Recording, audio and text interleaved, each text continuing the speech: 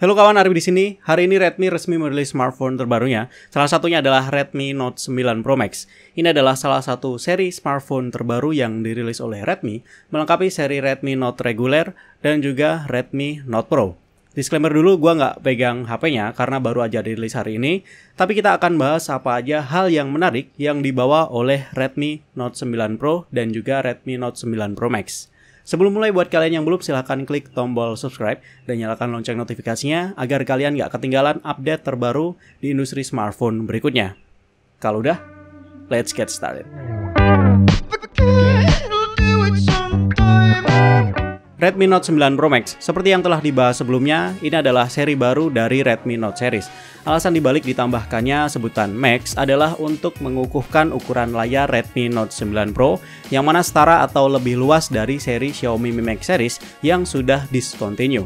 Boleh dibilang Redmi Note 9 Pro Max atau Redmi Note Pro Max kedepannya bisa menjadi alternatif pengganti dari seri Mi Max. Selain itu, nama Pro Max ini mengacu pada tagline Pro Camera and Max Performance, di mana kita bisa mendapatkan spesifikasi dapur pacu yang sama tingginya dengan seri Pro, namun memiliki spek kamera yang lebih tinggi. Nah, itu dia adalah sedikit insight dari seri terbaru Redmi Note Pro Max. Sekarang kita beralih ke spesifikasinya. Redmi Note 9 Pro dan juga Pro Max memiliki desain yang disebut dengan Aurora Balance. Maksud dari balance ini adalah HP ini memiliki desain dengan konsep yang simetris di setiap sisinya. Seri ini datang dengan 3 warna body, yaitu Aurora Blue, Glacier White, dan Interstellar Black. Lapisan terluarnya dilindungi oleh 3 lapisan Gorilla Glass 5 masing-masing pada panel layar, panel belakang, dan juga kompartemen kamera.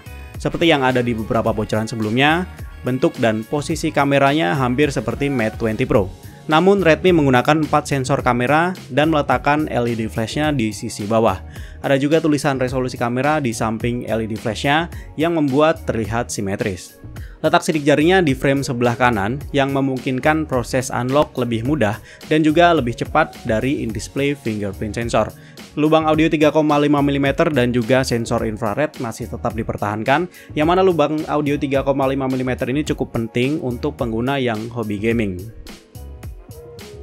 Pindah ke sisi depan, kita bahas spesifikasi layarnya. Kedua smartphone ini memiliki layar yang dinamakan dengan dot display. Layarnya berukuran 6,67 inci dengan aspek rasio 20:9 yang menghasilkan aspek rasio yang sinematik.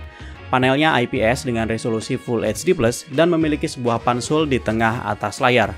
Yang cukup menarik adalah kedua HP ini memiliki komponen getar motorik Z-axis yang menghasilkan haptic feedback yang berbeda-beda, seperti saat mengetik, scrolling, kembali, untuk menghapus, dan tentunya untuk gaming.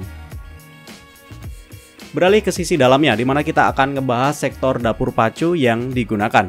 Dan seperti bocoran sebelumnya yang menyebutkan seri Redmi Note 9 Pro akan menggunakan Snapdragon 720G, yang mana hal ini telah dikonfirmasi pada acara perilisannya di hari ini. Chipset ini juga digunakan di seri Pro Max-nya. Chipset ini menggunakan inti Kryo 465 dengan maksimal clock speed di 2,3 GHz, di mana lebih kencang dari max clock speednya Snapdragon 730G yang menggunakan Kryo 470, namun memiliki kinerja GPU yang sedikit di bawahnya. Dibandingkan dengan Snapdragon 730G, chipset ini punya keunggulan di bagian AI yang sudah menggunakan engine generasi kelima yang ada pada chip Hexagon 692 yang nantinya akan diaplikasikan untuk mengolah gambar supaya lebih maksimal. Tentunya karena chipset ini mempunyai akhiran huruf G, maka dipastikan kedua HP ini akan mendapatkan dukungan Snapdragon Elite Gaming seperti pada Snapdragon 730G.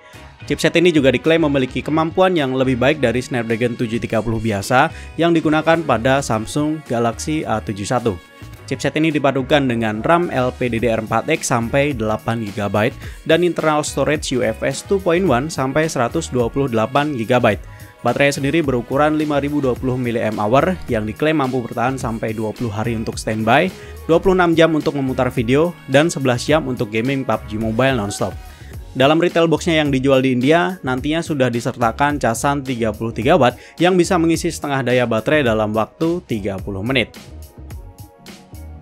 Nah, sekarang kita beralih ke bagian kameranya, di mana kedua HP ini menggunakan sensor utama yang berbeda, namun sisanya tetap sama.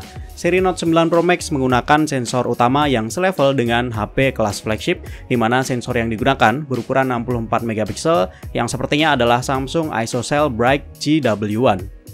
Sementara Redmi Note 9 Pro menggunakan sensor Samsung ISOCELL Bright GM2 beresolusi 48 megapiksel. Kemudian sensor kedua pada kedua HP ini beresolusi 8 megapiksel ultrawide 119 derajat, 5 megapiksel makro kamera, dan sensor terakhir adalah 2 megapiksel depth sensor. Seri Pro Max dijanjikan dapat menghasilkan gambar 64 megapiksel dengan kualitas tinggi berkat image processing menggunakan metode MFNR alias Multi Frame Noise Reduction dengan total 8 frame untuk menghasilkan satu buah gambar high quality. Metode ini membutuhkan besaran RAM minimal 6 GB. Jadi seri Pro Max paling sedikit nantinya memiliki RAM 6 GB. Kemudian beralih ke bagian depan, di mana seri Pro Max menggunakan sensor kamera 32 megapiksel, sedangkan seri Pro menggunakan sensor 16 megapiksel. Nah, itu dia spesifikasi yang dibawa oleh Redmi Note 9 Pro dan juga Pro Max. Dengan adanya Redmi Note 9 Pro Max, tentunya akan menghadirkan pilihan yang baru, walaupun sampai saat ini seri Redmi Note 9 sendiri masih belum diumumkan. Tentunya kita semua berharap Redmi Note 9 akan segera diluncurkan, mengingat HP ini punya peminat yang cukup banyak. Kedua HP ini di negara India dibanderol dengan harga mulai dari 2,9 juta rupiah untuk seri Pro Max dan juga 2,5 juta rupiah untuk seri Pro. Untuk harga resmi di Indonesia sendiri tentunya belum bisa dipastikan. Namun berdasarkan pengalaman, kita bisa memperkirakan selisihnya dari harga resmi di India kurang lebih sekitar Rp300.000. Oke, segitu aja video kali ini. Semoga HP ini cepat dirilis di Indonesia. Silahkan tuliskan pendapat kalian tentang HP ini di kolom komentar. Please like dan share jika kalian suka video ini, atau silahkan dislike jika kalian gak suka. Ari pamit dan kita akan ketemu lagi di video selanjutnya. Wassalamualaikum warahmatullahi wabarakatuh and bye-bye.